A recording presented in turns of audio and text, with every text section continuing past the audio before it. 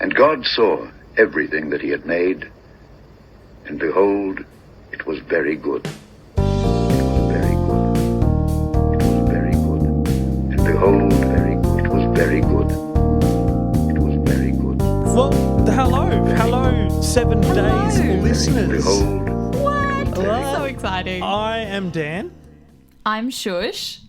and we have Chris Green. hey Christopher Green. How's it going? Welcome, Chris.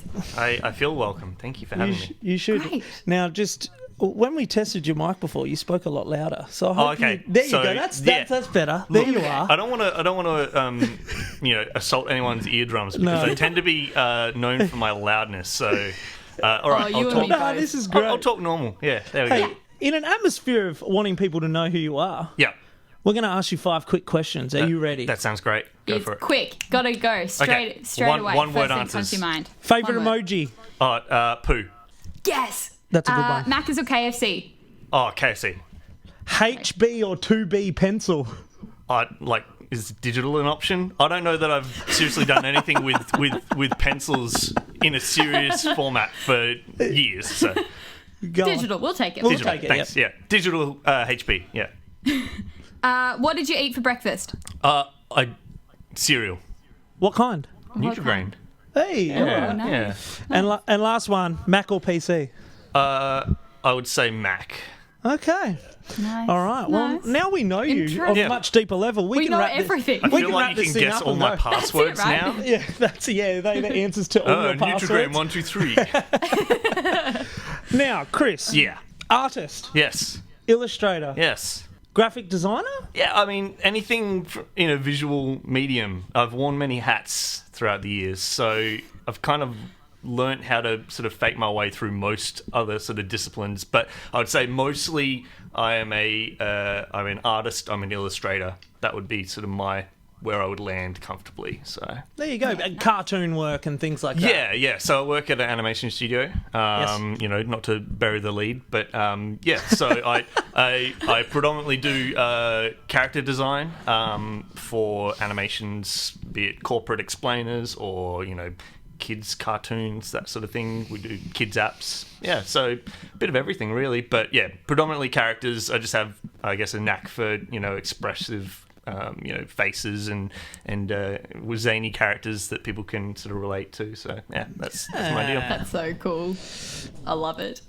Now, listen. We like to give a little bit of an origin story Okay. behind everyone, but we don't like to. We like the person to give it because it's better firsthand. Yeah. So, are you able to kind of give us a little bit of how you got to where you're at now, Yeah.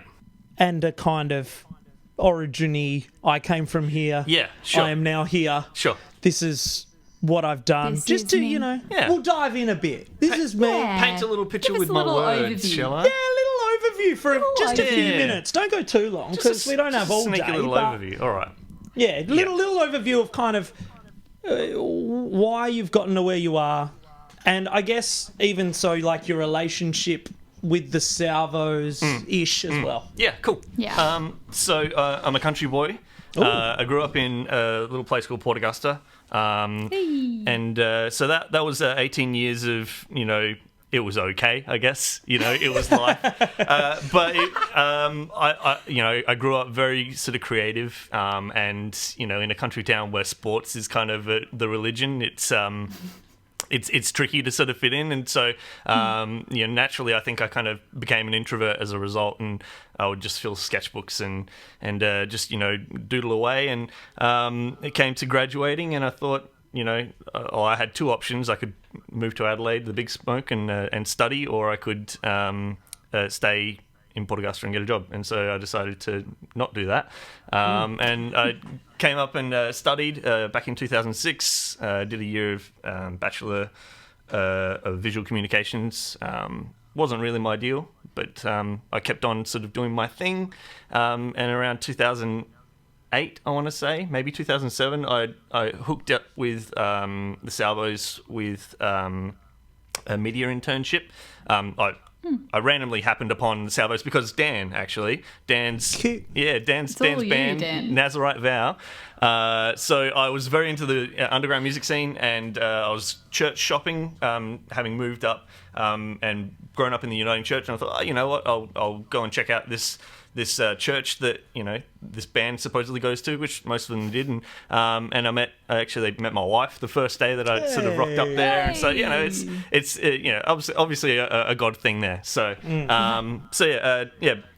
back to that media internship through the Salvos, where I would make marketing and collateral and whatnot for youth events predominantly, and then that moved into a career with the same company that I've been with for the past 10 years. So I've become the senior 2D artist at this company, and 10 years strong, and that's kind of my origin story, I guess. And in that time I've done a lot.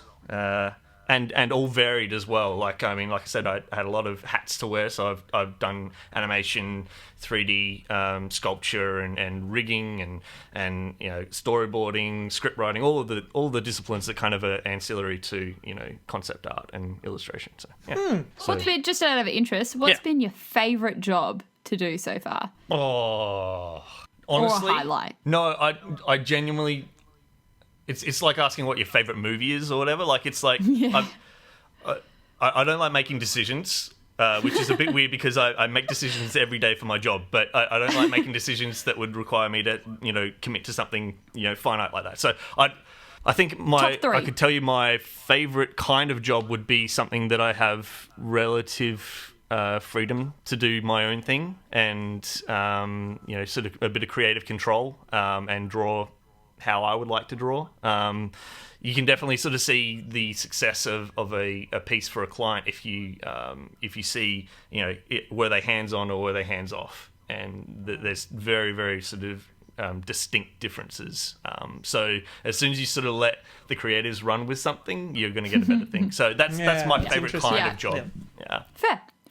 Well, shall we get into it? Yeah. I mean, now we know everything there is to know about Chris. We're like, that's it. Let's get into it. Yeah. That's exactly No, I'm joking. right. We don't know everything. But we have a good insight. It's a great way to start.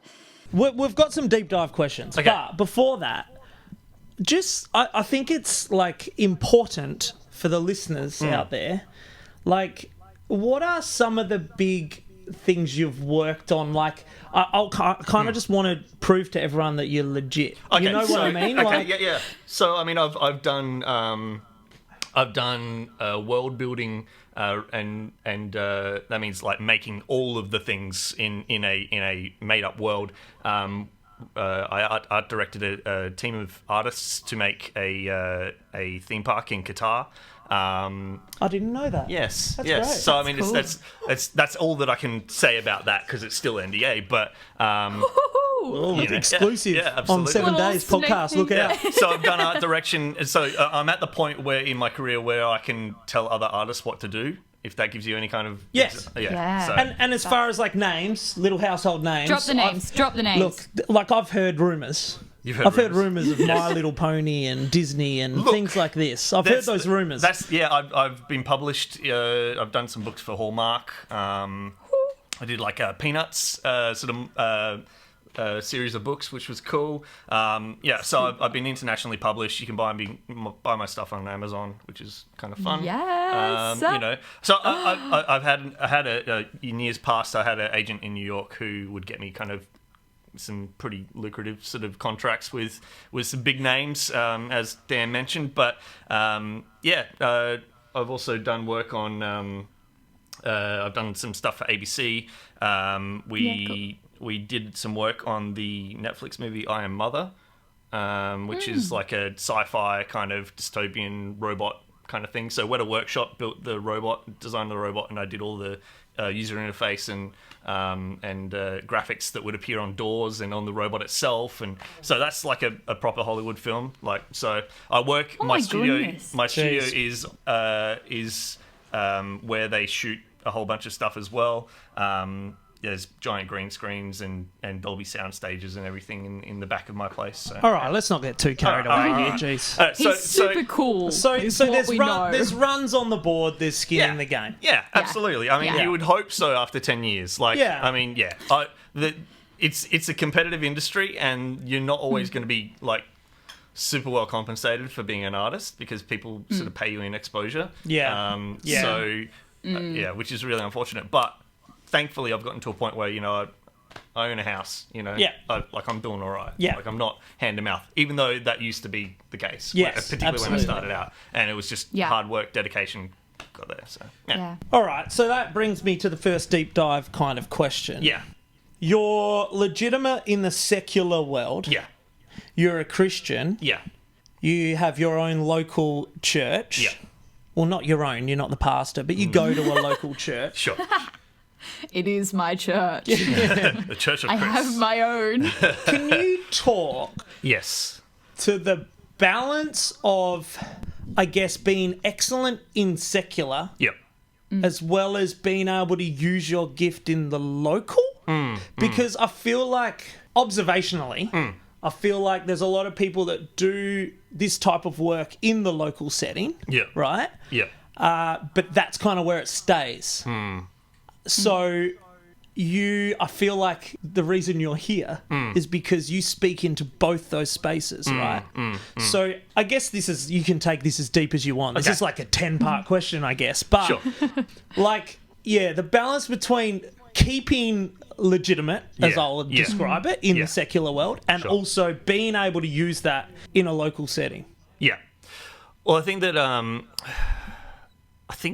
and bear with, because I do have ADD, and so I kind of lose train of thought sometimes. So Go for it.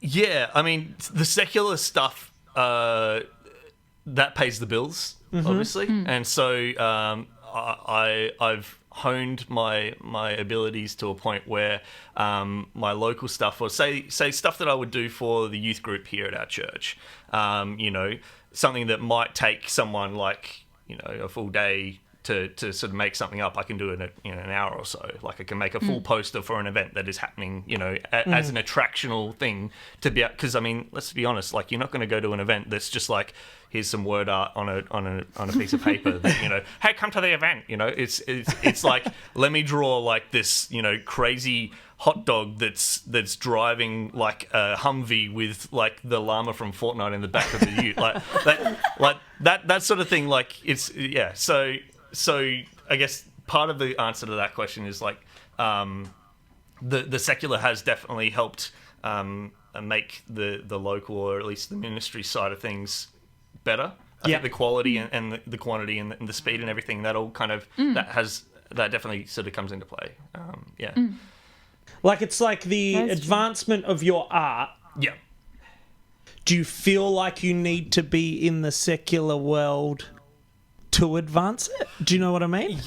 Yeah. I mean, this kind of does come back to the you know, me mentioning that sometimes, or quite often, unfortunately, artists are paid in exposure, and there is also this added thing around volunteering your time, and I do that, and that I need to stress that I don't think that, you know, you shouldn't volunteer your time to the church, and but I'm also conscious that there's a disconnect, or at least a gap between secular and church when it comes to sort of budget and sort of valuing something that someone does for a career, basically. So I think that if you were only doing church stuff, you would obviously be going down a very narrow sort of theme and genre. You know, if you're doing youth focused stuff, or kid focused stuff, then you will be able to sort of step in and out of, like, you know, there'll be a bit of a broader bracket there, you know, as far as style and content is concerned. Yes, but generally, you know, I think that my work is stronger because I have the secular sort of foundational stuff, skill wise and you know, experience wise.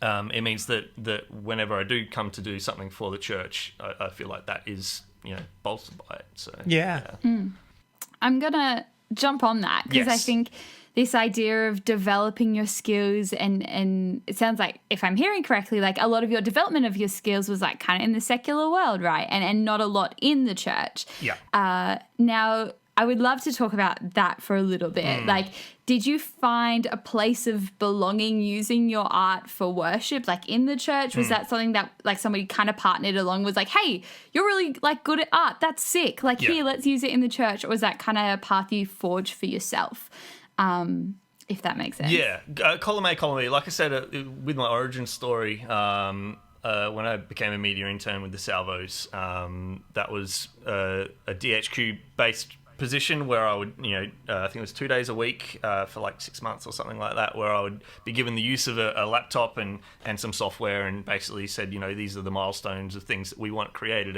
And so it was, partly someone recognizing my creative endeavors, and like at that point I would say I was an artist. I was doing small freelance jobs here and there, but I wouldn't say that it was my profession. I had to work retail like most other people, but that was definitely a foot in the door, particularly when I wasn't making money. I was like, well, I've got access to software and hardware that I wouldn't otherwise be able to afford on my own. So there was definitely a sewing in of like recognizing the talent and sewing into that, and then obviously I was able to pay back somewhat with work that was used for youth camps and events and whatnot, and merch design and intro animations for things. So there was definitely an element early on, I suppose, where the church kind of recognized we need something. We're going to give an opportunity to someone who's relatively young in the space to it scratch your back, we'll scratch all that stuff. So there was definitely an element of that, but I think that there's maybe I don't know if I kind of exude a little bit of a don't approach me kind of aura when it comes to like I don't get a lot of like. It's not like anyone from church walks up to me and goes, "Hey, can you design a thing for me?" It's.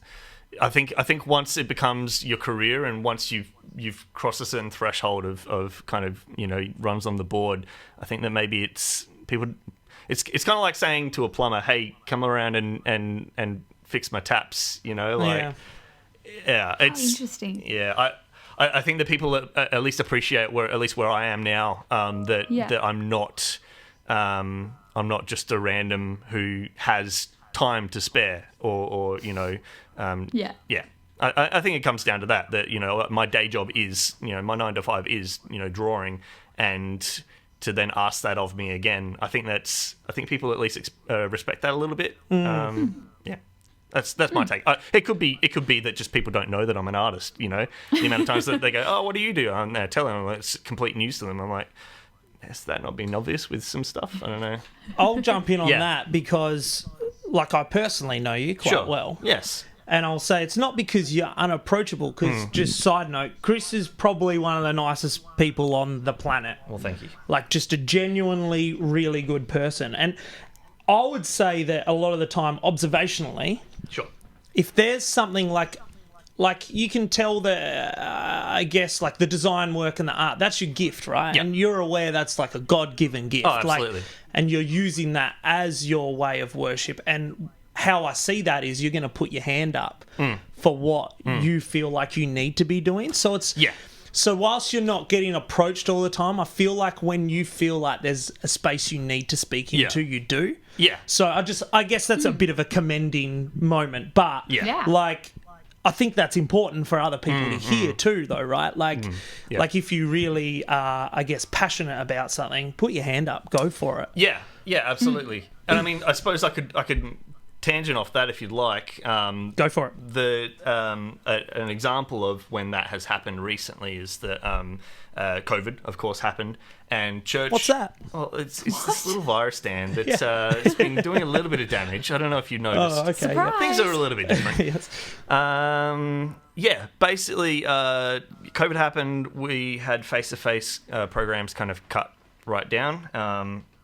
And my wife and I, we head up kind of the kids ministry here at church, and we noticed that there was a significant gap in resources as far as something that could be given to our kids, but we also wanted to have a level of continuity where everything is crazy and different and broken, and we wanted kids to be able to see familiar faces and still have some sort of connection to what they would normally have on a Sunday. So we decided, after seeing that gap, identifying it, we went and bought a green screen and some chonky lights from eBay and a bad camera from JB Hi-Fi with the remnants of a gift card that I had, and we made a kids show, and we called it JRev because that was our program name, and Junior Revolution, and basically we just made essentially Saturday Disney but for the church. I'm very silly. show. I'm very silly when it comes to kind of being around kids. I think it helps that I have an artist brain, and so particularly kids around the age of 4, that tends to be the developmentally appropriate for them. They're actually artists as well. So I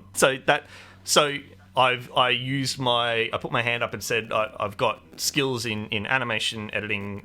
I can do most of these things relatively okay. I'm definitely not the best, but we saw the need. I put my hand up and I did it. So, and away you go. And we're 39 episodes now. We've been doing one a week. So that's been.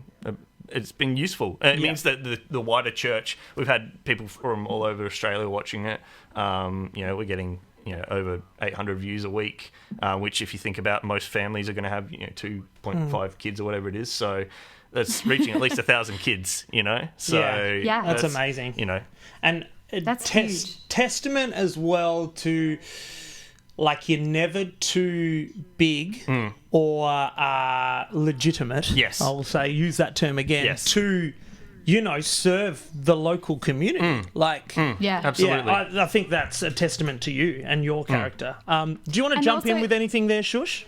Oh, I'll just comment on that. Like, it kind of reminds me of the loaves and the fishes story from the Bible, right? Like, you came with your gifting. You came with like, hey, this is what I can do. I'm going to serve my local community in this way. Like, here's this, God. And just, like, looking at the way God has blessed that and multiplied that, that you're 39 episodes later and reaching approximately 1,000 kids a week. I just see that as you coming with, like, your small gifting and then God just being like, boom, I'm going to bless and multiply this for my kingdom, which I think is super cool. Yeah, and we would have done it anyway. I want to make that clear. We would have done it if it was just for our, 30-odd kids that we have in program. Like, that wasn't ever it's just a nice thing that it was. Yes. It was a bit of a, it was a sacrifice, because for a while, like there was 2-3 a.m. sort of finishes to the day, because I'd do my day job and then I'd be like, okay, now we need to film the content, make the content, and edit the content, and upload the content, and do all this stuff. So thankfully we've made more sustainable kind of practices now. But it was definitely a case of sacrifice, but that hasn't gone unrewarded as well, and not for personal gain, but for kingdom gain for sure. Which is so good. I always think kingdom gain is just so much more rewarding. Yes. Number one priority, right? Well, it should be if it isn't. And, what are you doing? Yes. Yeah. You raise a valid point. Do you want to jump in, or I've got something that's a little bit... Go. Okay. Go, Dan. I'll push onto a different kind of perspective then. Okay. Church and the creative arts. Yeah. Now, when I say church, all of our local church is Salvation Army, so it's pretty like Salvation Army, I guess, focused in some respect. But I guess church in general, I feel like the emphasis on creative arts and worship seems to be very musical. Oh, absolutely. And that is probably because it's most accessible. Yeah. So, okay, for an artist like yourself, I guess you spoke around that internship helping you in some respect. Yeah. But, what would you say would be a good investment in a local community if they're aware that they have people that are interested in art, or even if it's just one kid that you see is like it, because one kid turns out to be you working for Disney and doing 39 episodes that are going out across what can local churches do? What can local cores do? Do you think, as like, you can go as big with this as you want, but probably, like, what are some practical things people can do, do you think, to help and aid this? Because, me and Shush were talking about this. We might have core officers listening who just don't know what to do in this space. Yeah, Sure. they want to. They've got the heart for it. Yes. But they're like, what? I just don't have any experience. I'm not sure what to do. And Do you know what? practicalities? I'm waiting for an answer too, because I've got no idea what to do with people like this. You know, I mean, I guess just a willingness and open eyes to even identifying that in the first place. I think that, like you said, there is a focus on, worship from a musical perspective. And like I said, that is the most accessible for people because anyone can sing, even if it's out of tune. But a lot of people might find it tricky to worship when they've got a pencil in their hands. You know, like, I mean, that is the reality for me, and that worship is whenever I'm creating. I feel like I'm not saying that my way of worship is pure, but I mean, when you think about like God the Creator, and you think about how like creativity is just connecting these unconnected ideas, and anytime I create, like, I'm mirroring the exact nature of God and how He interacts with the world, and so I have this that's lovely, by the way. And I think that so good. that probably has like a little bit of an explanation as to why I get in the zone, and I completely, like, even just today I was creating, and it doesn't matter what I'm creating, as long as I'm in the process of making something new, I will completely lose space and time, and I will hyper focus to the point where it's like 9 o'clock. I sat down at the computer today and I was finishing my morning coffee. I had every intention to go out and do something, and then it was like, almost 3 o'clock. I need to be here for the podcast. Like, I completely spaced out. So sorry, that was a little tangent there, but be open and mindful that there are people who would probably jump at the opportunity to serve their church in a non-musical but still creative way. So identify that, prioritize it as well. Like, I think that we, like, you may not have a huge budget and you may not be able to pay someone, but in my instance, I was given access to, a relatively small investment, but I was able to then multiply that. Again, it was that idea of I was willing and able, and it was an opportunity that I wanted to do. And if you get the right person involved, they're going to be self-driven, and they're going to be able to, take what you have in your brain and translate it into, visual reality. So prioritize it, identify it. I think it's just changing your perspective of what worship is, and just broadening that bracket of your understanding of how people experience God in different ways. I mean, I've seen many people use dance as a way to connect with God as well, and spoken word, like poetry stuff as well. So I mean, it doesn't all just have to be band or worship stuff. Like, it's I think it's a little bit too narrow when you look at it that way. And coming back to the kids being artists, like, kids may not have the words to be able to describe the character of God or their interactions with God, but every kid can draw. And that's cool. And that's so cool. And the idea of, like, everyone, like, this is something that I love, that I've only just read, and it resonated with me, that everyone's artistic style is like the accent of their hands.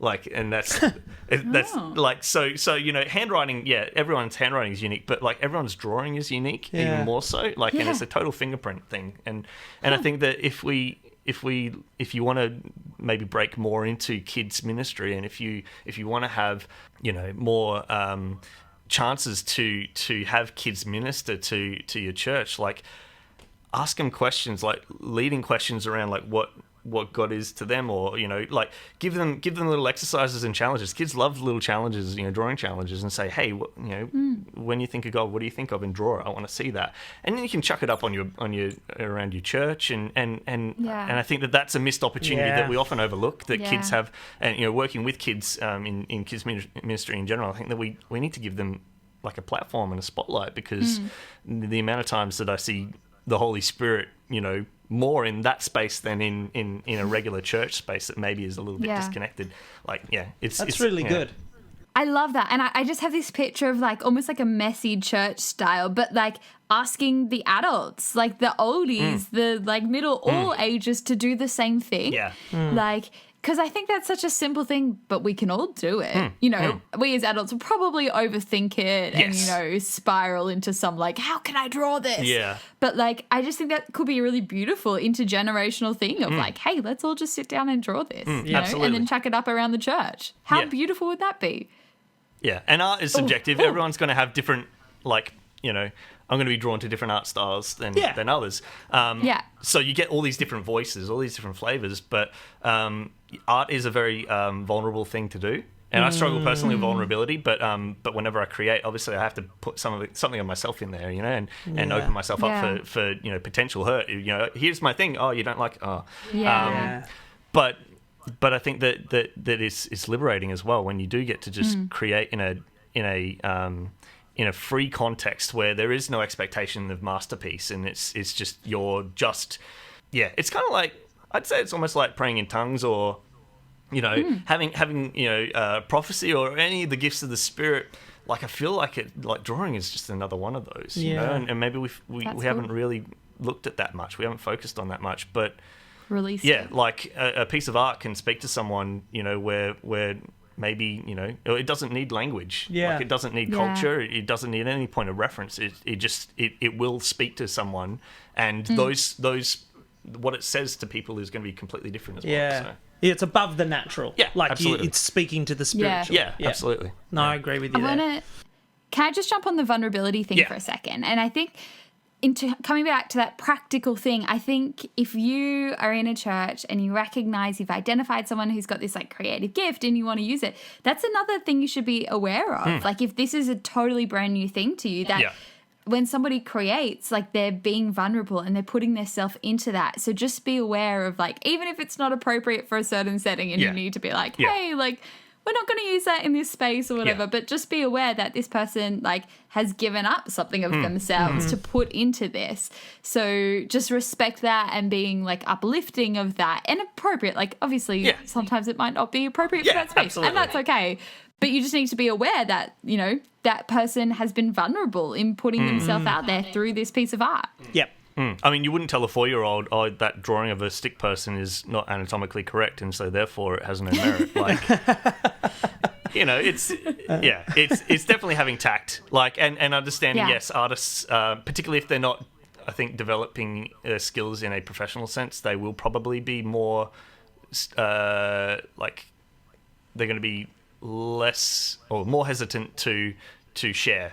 For me, I've been able to get to a point where it's like, I can have a client say, I don't like what you've done at all, and I'm not going to lose sleep over that, because otherwise I wouldn't be able to work, you know? It's like getting over the sight of blood when you're a doctor, you know? Like, it's just it's part of work. So yeah. But absolutely be mindful, and when someone gives you art, like, it's not going to be, here's something that they just whipped up. It's going to be something that they've labored over for hours and they've given thought to it, you know? No, really good point. That's a culture we want to be building. You know, we want to be building an uplifting culture. Yeah. Anyway. Listen, I want to be super respectful of your time. This, you can take as long as you want with this, though, but look, I just want to be respectful of your time. No, we'll probably start to wrap it up somewhat, but... I'm on holidays, so it's fine. One that I really want to ask you it, so I'm going to do it anyway. Yeah, go for it. How do you see God in your workplace? I think it's just about being, like, taking Jesus wherever you go, and just being consistent and having integrity in that space. You know, like, I've definitely got lines that I don't cross, and you know, not from a moral kind of standpoint of, like, I must be well behaved and all this stuff. Like, I'm still human, and I feel like I'm, you know, somewhat of a good time when I'm around my colleagues, but it's also about, like, it's about being consistent. So at least if ever the conversations do turn to a more of a serious sort of spiritual nature, they know that they're going to get an answer out of me that's consistent, at least with, you know, my beliefs. Yeah, so. And how you act. Yeah. No, that's really good. I think that's a really important thing for people to hear as well. Like, I mentioned before we had Derek talking about worship and kind of the outlining of, heart before everything else really is what he's saying. And no matter what setting you're in, if you're showing that, really the fruit of the Spirit will follow. Right? Yeah, you shouldn't have to say, hello, I'm a Christian. Would you like to, it's... That, actions speak louder than words. Yeah, and I think that's the very sort of...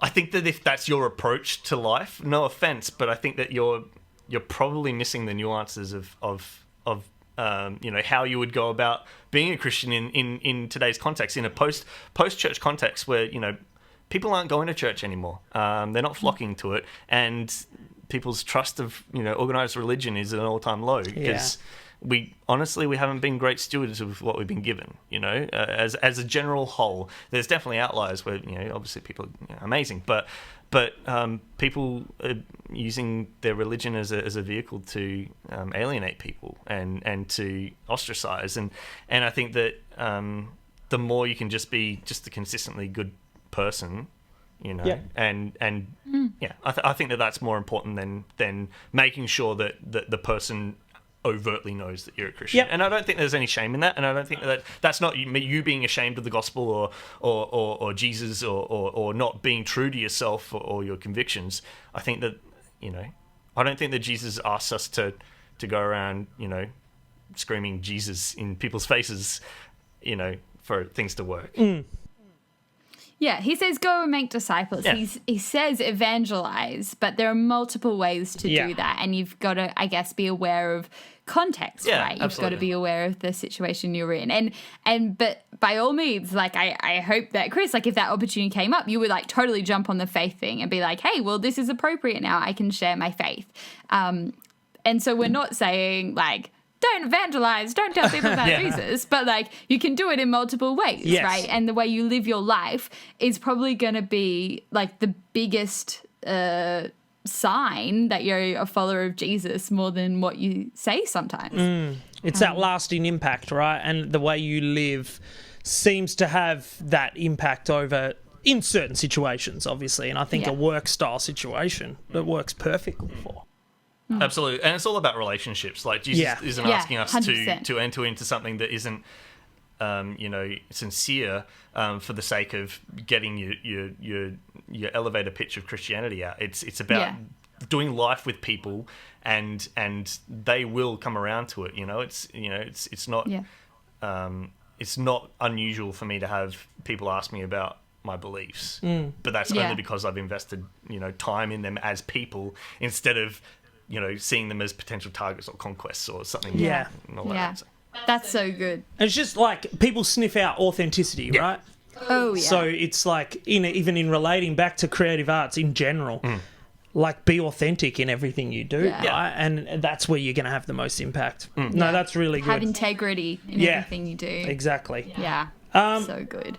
Listen, we should wrap it up, I think, Shoshana. Yeah. I do believe you're right, Daniel. Thank you.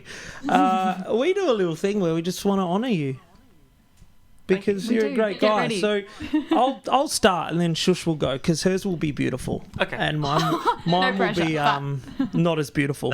But look, I know you very well. I see you work. I know that you put in a lot of time, a lot of effort, and I know your heart's in the right place. And I just want to honour you for what you have done and honour you for what you will do for the kingdom of God. I think that it is testament to your character that you can even speak on these things, and he's taken you as far as he has.